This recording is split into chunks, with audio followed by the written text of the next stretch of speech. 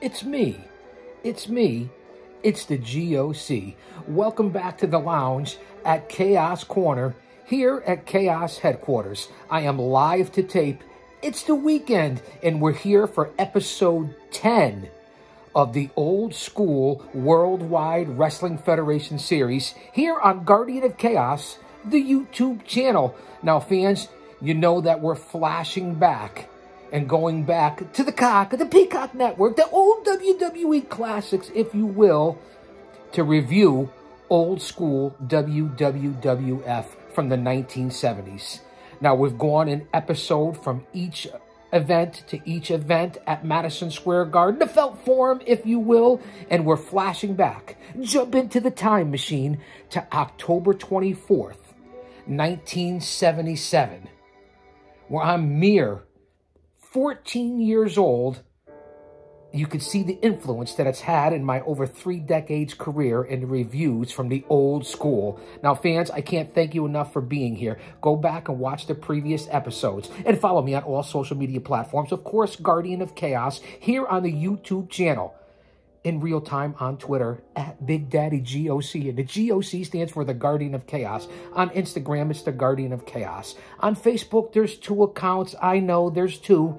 J Brony, you get it, Jabroni, and Prodigio Fidelis El Guardian. I follow it all in the IWC because it's me. Follow me on Truth Social, Gitter, Gab, Rumble.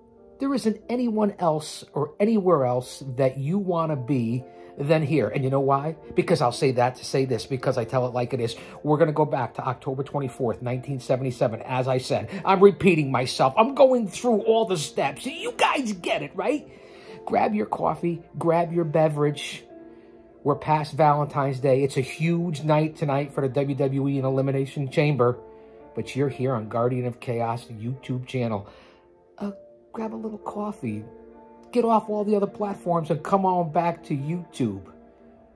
All right, fans, thanks for being here. Let me take a sip of the Java. No espresso this morning, no Red Bull. Bear with me, will you please? It's a monster cup of Java.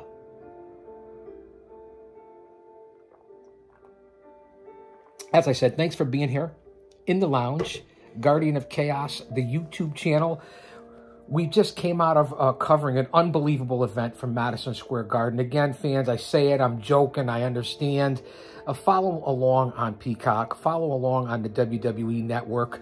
This is episode 10, October 24th, 1977 from the Garden, here on the Classics with Big Daddy. Again, I appreciate you being here. This is my stress reliever. This is my chicanery, my entertainment, my truth, to give back to you guys and for you to give back to me. You can see the passion that I still have after all these years. One man, unique, unedited, unscripted, no paywalls, no Snapchats, Super Chats, Patreons. What you see is what you get. I invite you into my home so you could learn more, not only about the product, because school is in session with the G.O.C. You could learn more about me, my over 50 years as a fan, an insider, a scout, an agent, a mark. That's right, I said it, a mark, and I'm proud of it. And my over 3 decades as a pro wrestling manager and covering everything from pillar to post. That's right, including my home at Paradise Alley Pro Wrestling. I cover it all, whether it be the WWE, Retro Reviews,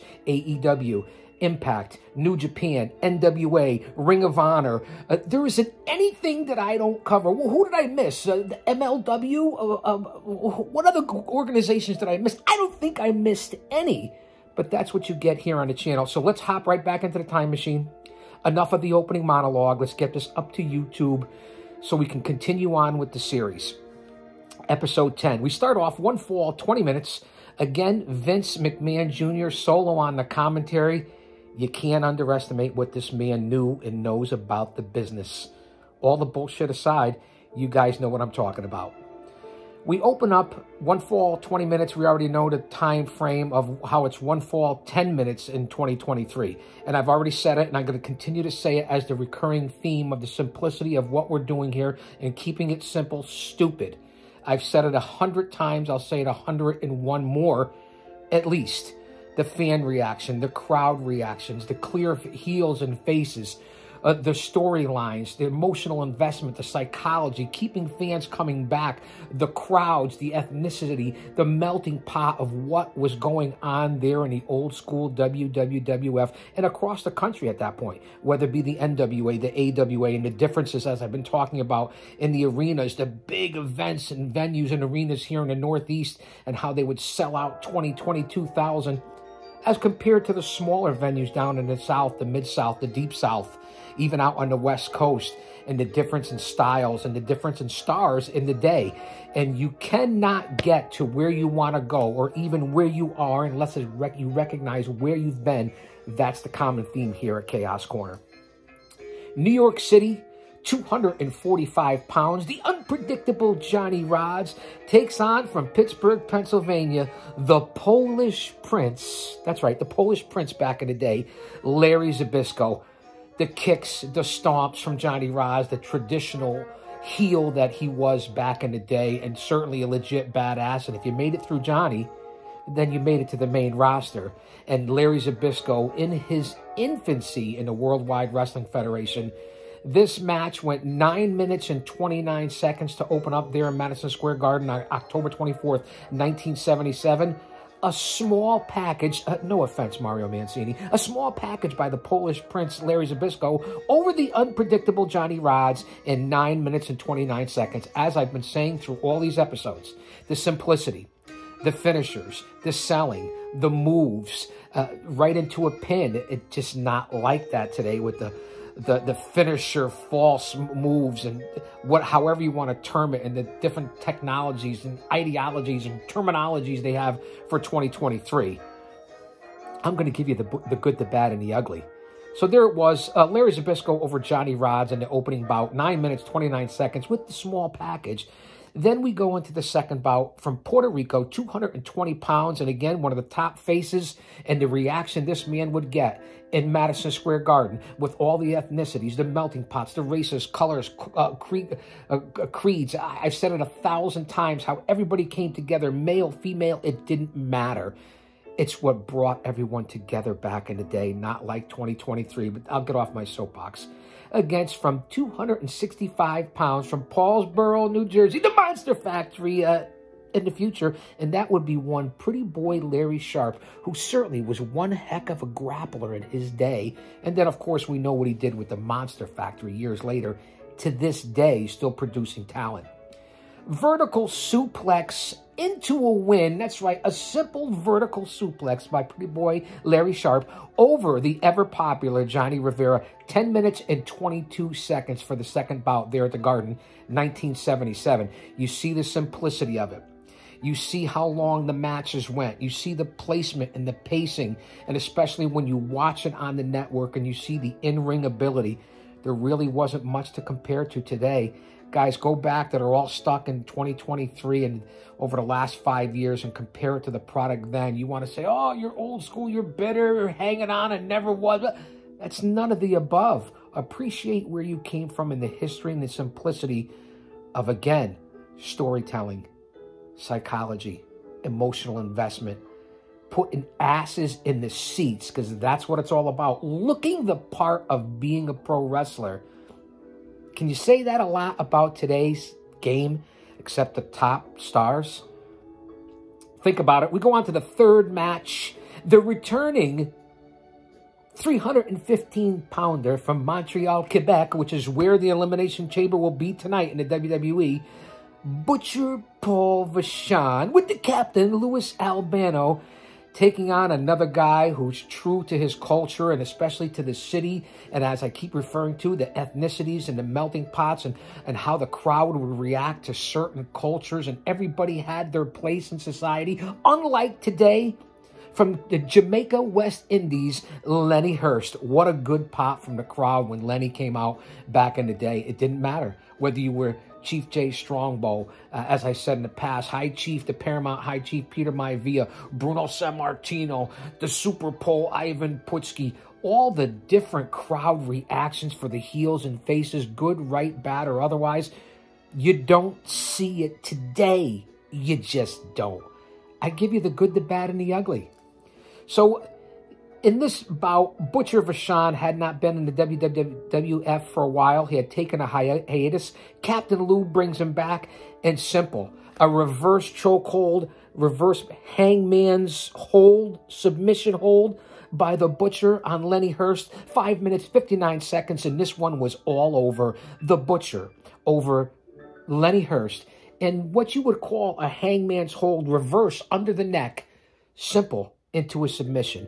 And we go into the next bout. I've talked about the different changes and cards and talents and the way you would mix it up back in the day, whether it be the WWWF, the NWA, the AWA, Jim Crockett Promotions. I talk about all these different things, whether they have midget matches, they have ladies matches, they have 6-man tag matches, 3 out of 5 falls, finishes, curfews. None of that applies in today's business. We go 1 fall to a win as opposed to 2 out of 3 falls in this next women's bout. Classic. The debut of Leilani Kai. That's right, the legendary Leilani Kai along with Kitty Adams in this ladies tag team match. The debuting Leilani Kai and Kitty Adams to take on Vivian St. John and Winona Littleheart.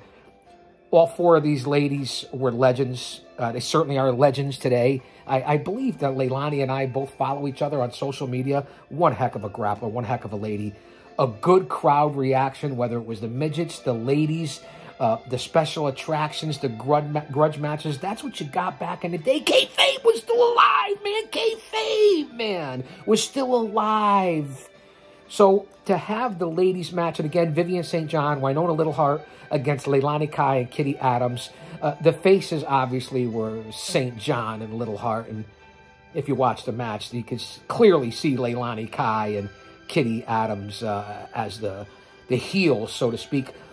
But with that being said, Kitty Adams pins Winona Littleheart and gets the victory. 1 fall for the ladies, Leilani Kai and Kitty Adams over Littleheart and Vivian St. John. I didn't get the time.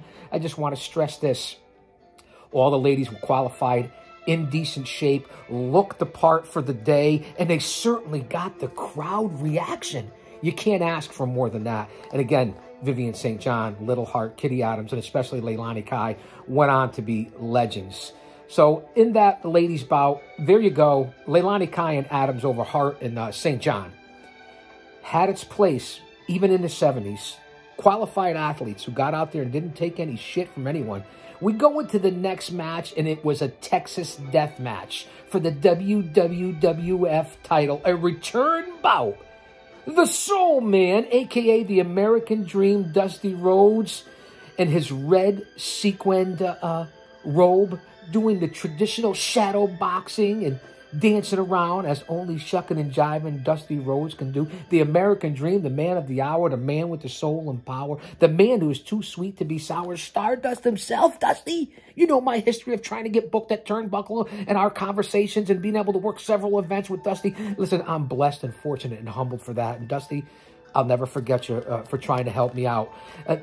Now, who was the first? Was it Superstar Billy Graham? Was it Muhammad Ali? Was it Dusty Rhodes? Or was it a combination of all 3?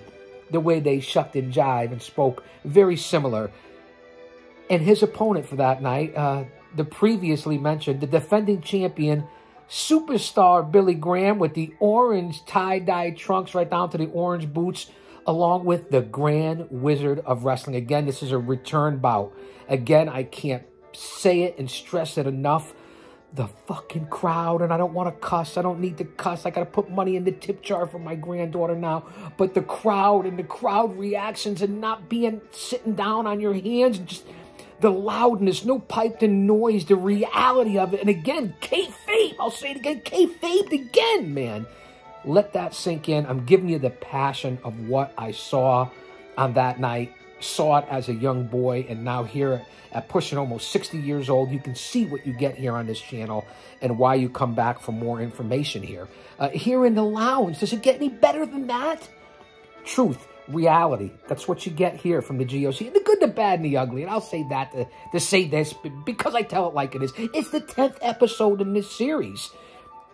Again, Vince on the apron, he did it once in a while, an interview of Dusty Rhodes, and of course, Dusty was ahead of his time, just like Superstar and a lot of the other guys in their 70s that I've talked about, that people went on and talent went on to use in the 80s and then in the 90s Attitude Era, and everyone thinks they started and invented these different moves or signature moments, and they didn't. That's why I say, remember where you are, how you got here, where you want to go, and where you came from. We are all carpenters and giving back. Again, the shadow boxing of Dusty Rhodes, the elbows, the using the ropes to choke out Superstar Billy Graham, and then he was hanging Graham over the top rope like you've seen done 100 times in storylines since with the rope that they picked up at ringside. Because remember, this is a Texas death match. And what they did, Dusty and Superstar, one of the few workers and bouts that went out into the crowd, went out at ringside, using the tables, using the ropes. There wasn't a lot of that done. Both men were busted open in this match. Graham was a crimson mask. Dusty was bleeding like a stuck pig, playing to the crowd, as Graham always does, taking a powder. And then, of course, those big traditional bear hugs that Graham always did, and the test of strength.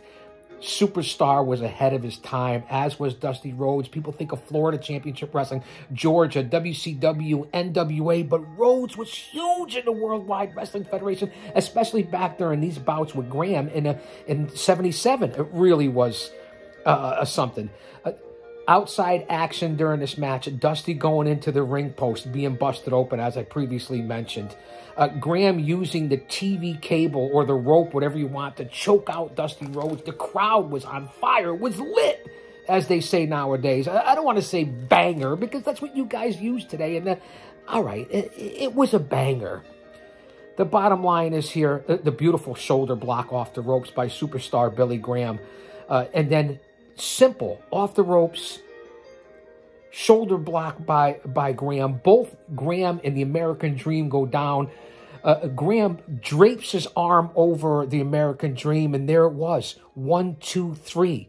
Simple. Colliding in the middle of the ring. Both grapplers crumble to the apron, or to the mat, so to speak. Graham just slams his arm over on Dusty like we've seen 1,000 times. 1, 2, 3. Superstar Billy Graham pins the American Dream. I'm not sure how long this match went. I want to check into my notes here. And again, I can't, I saw this as a young boy at 13, 14 years old as a teenager, and then to rewatch it and then to now review it, it really was something to watch. This in particular match, and then seeing Graham, hanging from the ropes with Dusty Rhodes, out onto the apron, and both guys bloodied for the day is something that really sticks into your mind. And then to have Superstar actually pin the American Dream, something simple as a simple finish, and that seems to be the theme from the era, and that's what I've said many times before. And then could you imagine trying to follow this match? Because this is the 5th bout in the card here on October 24th, 1977. So, again, to follow Graham and Dusty Rhodes, this was basically a double main event into the next match. But this right here, I want to say it had to go close to 20 minutes in the return bout for the heavyweight title. We just got finished reviewing Dusty and Superstar from the Garden in episode 9 back in the summer of 77. So here we are, going into the fall and winter of 77 and the return bout. It really was nothing like it. Let's go on to the next. Again, the notes that it takes, fans. I review it 2 or 3 in a row, and then we go live to tape. We follow along with the network. What you get here are facts, not fiction. What you get here is truth, not lies. What actually happened in the day, and you know that my insider history and being an agent and a scout and a talent and doing everything from coast to coast and border to border and pillar to post, you guys know what you're getting here is truth and reality. So episode 10, let's continue on. We just came out of an unbelievable Texas death match. Superstar Billy Graham retains the title over the American Dream, Dusty Rhodes. We move on, and to follow that match, as I said, fans, thanks for being here. I can't thank you enough. Leave a message. subscribe, inbox me, email me, hit the like button. Let's get this in the algorithm. Let's get this out there to the fans that need this. And you're in the lounge, man. Does it get better? We're coming up on 20 minutes on episode 10. Again, October 24th, 1977, Old School Worldwide Wrestling Federation on the cock. You can follow along on the network.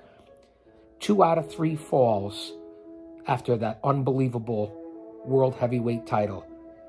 It's the Worldwide Wrestling Federation Tag Team Champions, Mr. Fuji and Mr. Saito, against with Classy Freddie Blassie in the all-blue sequins. You know how the Hollywood fashion plate was dressed. The referee for this match, and I'd like to mention ring announcers and timekeepers and the judges and the athletic commission, because it was a part of the show that's not like it is today in 2023. Referee Jack Lutz. A big shout out to the Zebras of Justice at PAPW. Again, the crowd reactions, unbelievable for Fuji and Saito. Wait, it wasn't Fuji and Saito, as a matter of fact. Saito was later on with Fuji. In this match, it's Fuji and Professor Toru Tanaka. Unbelievable jacked. There was not too many people like Tanaka, especially coming out of the Orient, taking on the two chiefs, Chief Jay Strongbow and the Paramount High Chief from Samoa, Peter Maivia. What a tag team. 2 out of 3 falls for the titles. Again, it's Tanaka and Fuji. You guys know the old routine. Bully Ray said to me from Busted Open Radio while we were performing together, and I'll say it again because this is the same theme and story, so you know it's the truth and it doesn't change. He said to me, get the Guardian of Chaos, Big Daddy, 4, 5, 6 spots. He'll fuck up 5 of them. I consider that to be a compliment. It's Bully Ray, one of the best tag teams ever. So I took the what's up, so what? That they almost killed me, him and Devon. But I'm here, right? I consider that a compliment. So bear with me as I stumbled. Again, no editing button. One man, unique, unedited, unscripted, making it relatable. I don't go back and edit anything. What you see is what you get.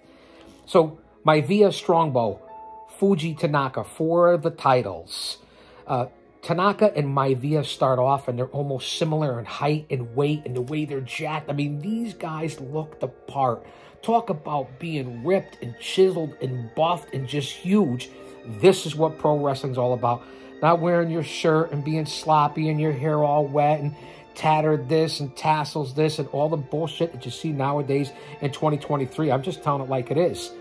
The crowd reactions, I can't say it enough. The dancing and the swagger of High Chief Peter Maivia was, again, a lot of these guys ahead of their time.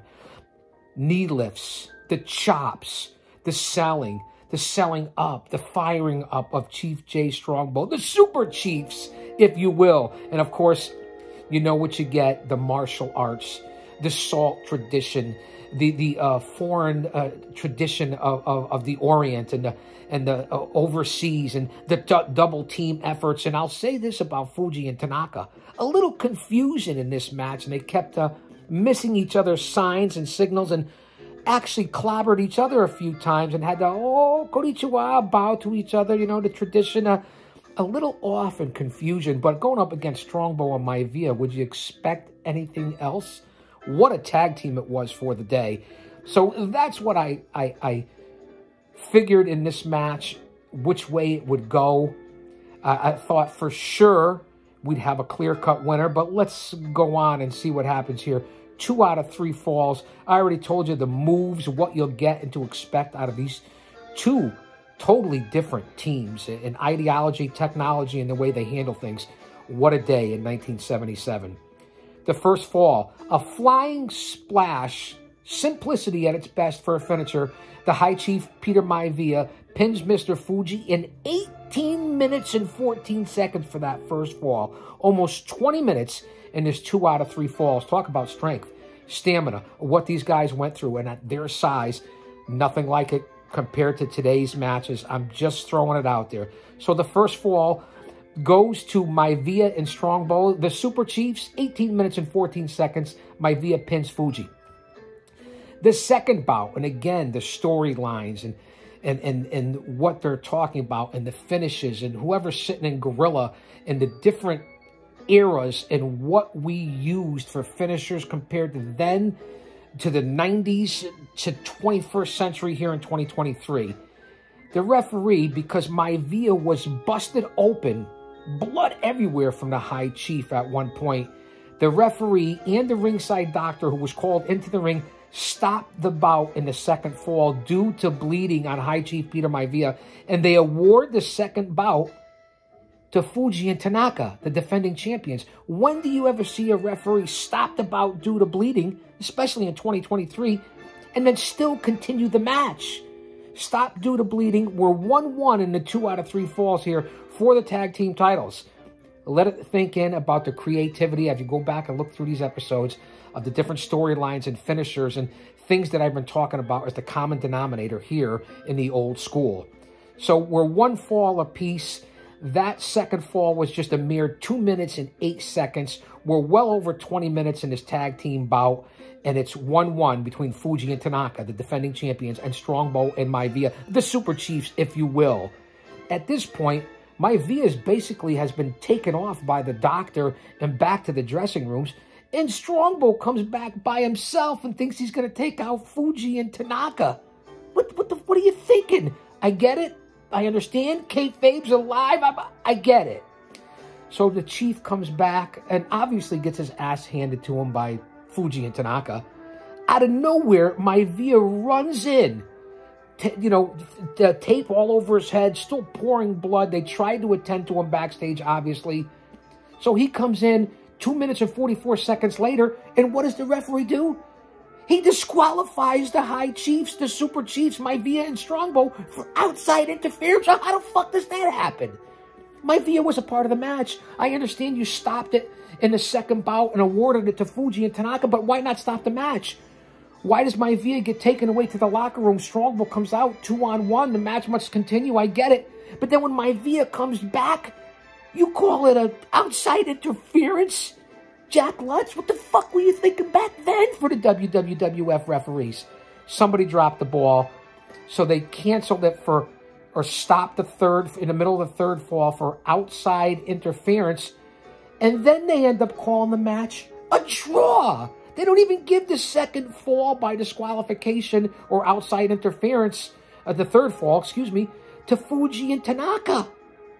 Well, how does that happen? So I was confused as a baby at Hooters on this one. It ended up being a draw. It went almost 25 minutes. Fuji and Tanaka, and I know I kept saying Saito, Fuji and Tanaka ended up retaining the tag team titles in his 2 out of 3 falls over the Super Chiefs. But what a weird way to end the match, even for 1977. Stopping the second fall due to bleeding. Letting Strongbow compete, 1 against 2. Maivia comes back, which I would think would be legitimate, and then they disqualify him for outside interference. And then Fuji and Tanaka don't even get the victory, although they retain the titles. They call it a draw. What? Let that sink in. 1977, October 24th, Madison Square Garden. Old School with the G.O.C. And then the follow-up after that, and again, I can't stress it enough, where the main events go to championship matches and then trying to follow, and then the curfew comes into play, the New York State Athletic Commission. It really was, you had to be on your toes for a fan back in the day, but there's nothing like it. Let's say that. Let's finish up here on episode 10 on the Old School WWWF with the G.O.C., your old buddy. The next match is Polish Power, the Super Pole from Krakow, Poland. That's right, Ivan Putski. I've talked about it on the last bunch of reviews here on the Old School reviews. No one got the reaction as the Polish Power, Ivan Putski. What a spark plug. What a career, especially back in this day. Krakow, Poland. I already told you the review where Putski went against superstar Billy Graham and he gave him that Polish hammer and knocked him out of the ring. Holy shit, it was a sight to behold. Against the former WWWF champion, much undervalued and underrated, a big man, as I said, from Buzzards Creek, Oregon, Stan the Man Stasiak and the Heart Punch. So it's the Heart Punch and the Polish hammer. They're going up against the curfew. I get it. 2 minutes and 3 seconds. And the Polish Hammer, once again, like he did the superstar Billy Graham, he knocked the shit out of Stan the Man Stasiak and knocked him right out of the ring like he did to the superstar. Count out, disqualification, whatever you want to call it, 2 minutes and 3 seconds, and the super pole. Ivan Putski goes over on Stan the Man Stasiak. That Polish Hammer was something for Putski. A lot of people talk about, a lot of the workers back then, they were all similar, and stomps, kicks, forearms, body slams. Yeah, when moves and finishes meant something. And I get there were a lot of similar styles and not a ring technician, tacticians, and mat work, but putting asses in the seats, personalities, crowd pops, reactions, stars that were built, longevity. You've never seen anything like it back in this era. So Putski over Stan the Man Stasiak. WWWF Old School, October 24th, 1977, Madison Square Garden, here on the Guardian of Chaos YouTube channel. I'll say that to say this because I tell it like it is. It's been one heck of an episode. We're at 30 minutes. Episode 10, come on back. We're going to continue our journey from 77 into 78. Follow along on the network. Does it get any better than this? Let's kick back for a minute. 31 minutes. Finishing up another card on the Old School.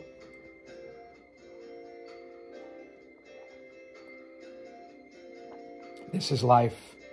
Family, faith, love, pro wrestling.